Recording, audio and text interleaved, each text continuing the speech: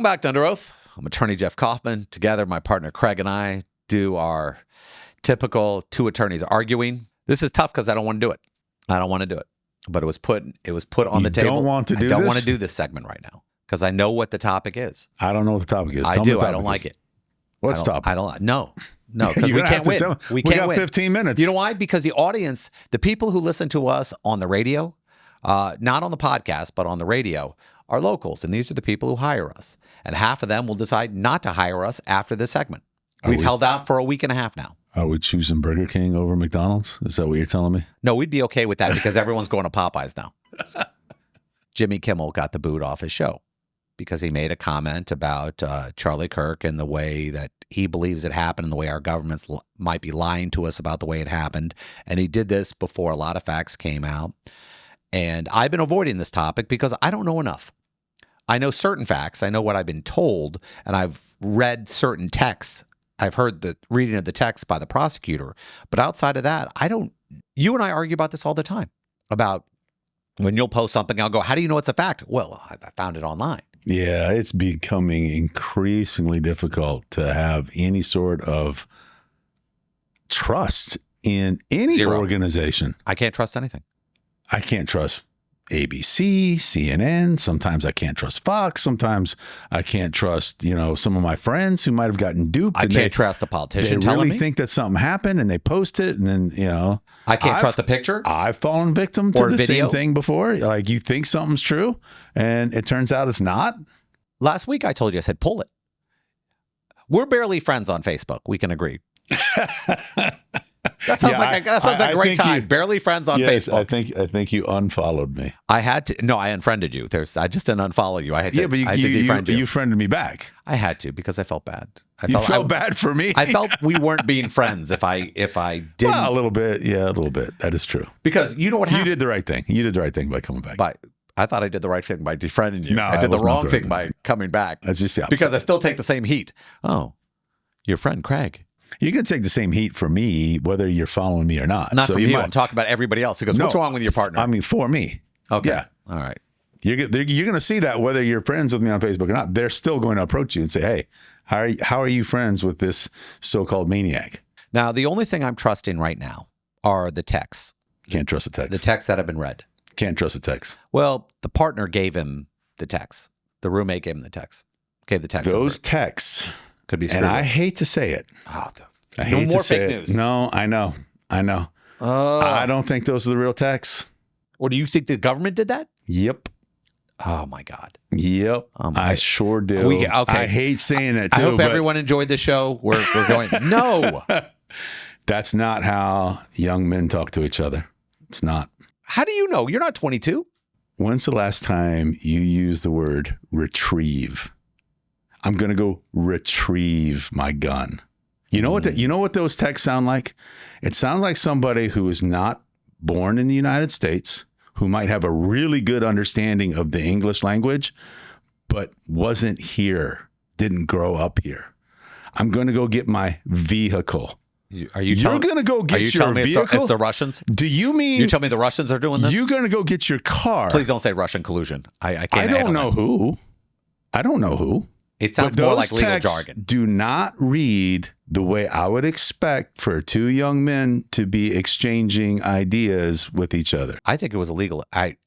You know the way that is somebody who understands the English language, who is trying to put together what they call a credible text between these two folks, and they use this language. Isn't it curious to you that there's no timestamps on any of these? When did these texts get exchanged? The only thing I was going by was I listened to the prosecutor's office read these texts line for line. Yes. And it didn't scream out to you, oh my God, there is no way this is real. There's no way people talk to each other like this. Well, there was one thing I did know. You and I had a conversation the day before. Now, I'm ex-military. I fired many weapons. When they talk about this 200-yard shot and they're going, this was so difficult. You and I agreed it wasn't difficult. If you have the right thing. And they go, well, he's got this World War II rifle. And I said to you, it depends on this if he had a good scope. And the gun had a $2,000 scope on it. My buddies, I would go hunting when I was a kid because 8 years old. In South Dakota, you're allowed to hunt basically when you're 12. Bunch of 8-year-olds going out So shooting 12 animals and bigger than them. 13-year-old kids can hit a deer at 300 yards. Not even a problem. It's not even considered like, oh, wow, what a great shot. So especially if you're at an elevation. And to be honest with everybody who talks about this being a good shot, this is like just basically hitting a target. This was just not a situation. Charlie was sitting in a chair, not moving. It wasn't like Trump who's standing and the wind could have been blowing or he could be turning his head.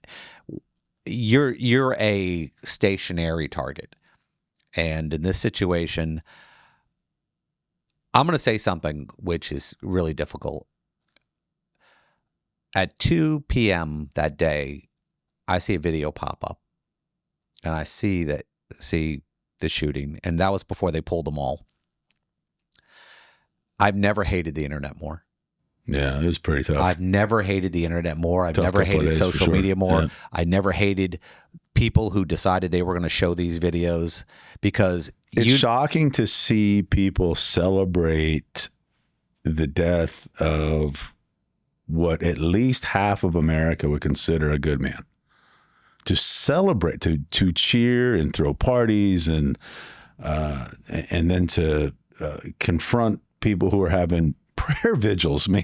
I mean, they're not even out there protesting. They're just trying to interrupt peaceful vigils. That they have that much hate in their heart. It's unbelievable. It's unsettling to see. Whether you use it for hate or you use it for benefit, it's still terrible. Use it for a point. And I've seen it used both ways. I've seen it used, oh, see, these people are crazy. Hey, see, he deserved to die because he was crazy. Both parties use it. And guess what? I'm going to be honest with everybody here. And not that I lie to you normally, but here's the fact. I deleted a bunch of you on both sides because the idea of this terrible moment being used in a positive or negative way is painful. And I don't want any bit of it. And the idea we're talking about it right now just goes to show you how stuck we are, that we have to have this conversation. We feel a need. So the producer stuck this thing in my lap. I go, I ain't doing it. So what am I doing? 7 minutes of this now. The sad thing is this, and I'm not going to say a father died, a husband died, or anything else, because every day somebody gets killed on our streets that they didn't do anything about in their cars, walking into a 7-Eleven. There are so many people killed for stupid reasons. You can't relate this to just a common everyday murder. This is bigger than that. It's way bigger than that. This was a message. It was a message from a certain political group to another political group. This was an individual who made a choice. He believed that this was, and this is, you and I can agree on one thing. I am so sick of this concept. Well, it's not legally right, but it's morally right. Morally right is determined by some idiot a-hole sitting in a chair going, I'm morally right. Why are you morally right? Well, because my friends on Facebook say I am. Well, you can only call somebody Hitler so many times before you incite a deranged, mentally off person on your side. How many times did I have to see Obama this, Obama that? Remember the big joke we do? Thank you, Obama. I mean, nothing. Both sides do it. They make villains out of each other. I'm watching Congress the other day. I'm watching the head of the FBI and Adam Schiff, the senator, basically act worse than I ever acted on any playground. And this was in our Capitol. This was in front of the whole world. Oh, look at you two children acting like complete a-holes. The standards for statesmen have been dropped to an unrecognizable level now. I can't see it. I have no idea how these people are pretending to represent us. You can't even trust. Even when they're right, you can't listen to them because they've literally pulled away everything we believe now. And because we're catching them. We know they're lying. And this is the problem. I remember growing up, I was actually in kindergarten, and the teacher wheeled this old TV in, and I'm old, wheeled this thing in, and it was Nixon leaving the White House. Oh, you are old. Because he got caught lying. And it was unacceptable. We are not allowed to be lied to over something he had nothing to do with. And so everyone's going, well, Nixon's a liar. Nixon lied about finding out about something afterwards. He wasn't involved in doing it.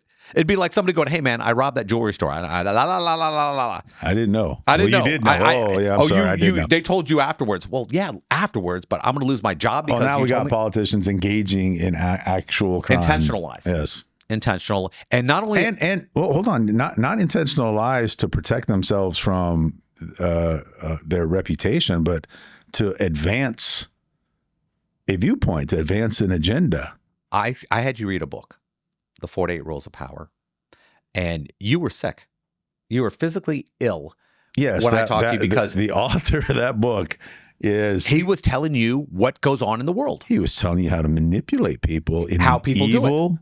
Yes, in an evil way. Exactly. And I said, it's not for you to follow. It's for you to know, to recognize when somebody's doing it to us. And how many times have you said to me, now that I read, oh my God, Jeff, you're doing the thing. That's what these people are doing. Yeah, absolutely. They are heinous people. And right now we're at a time where I don't know if we can turn back. I don't know. Are we past the point of no return with this stuff where we can have a regular dialogue? I think this next 6-8 months will tell us whether or not we are. I don't know. I think we're screwed. I think we're screwed. I think we now, you said to me, I was watching this Russian spy talk about destabilizing the U.S. I think Briznikov was the name. It was an old Donahue interview. And he said, Donahue, for those people who don't know, was this was a host really of a show if you know who Donahue is. Okay. He was a talk show, kind of like before Oprah, kind of like what Oprah would. Well, now Oprah's old now too. Yeah, well, that's true. So I'm dating Jimmy myself Fallon now. He even worse. ain't here no more. Anyway, he was on Donahue, and it's really chilling. Because he said, listen, no, it's the James Bond stuff. That is 5-7% of the money that Russia spends on espionage. The other part is to what we call demoralize the citizens of the United States. And what I mean by that, and what he was explaining to Donahue, we wanted to demoralize the country so that you wouldn't be able to know what the truth was anymore. If we've made it so that you couldn't tell what the truth was, that's when a country becomes demoralized, and that's when you can take them over. So if you take somebody, you show them pictures, you show them evidence, they still don't believe it. Yeah. When you've reached that point, that's the point of demoralization, and that's when the country is at its weakest. That's where we are right now. We have on both sides people who will look at actual evidence and just refuse to believe it, or, well, that was made up by the other side. I did it right now in disputing the veracity of the text. I did the same thing that he predicted that I was going to do, and I see something official from the government, and I don't believe it. Watch this. Red pandas, cat videos, and buying property in Singapore. That's all I'm going to check on the internet from now on. We'll be back in a few, and you know where I'll be.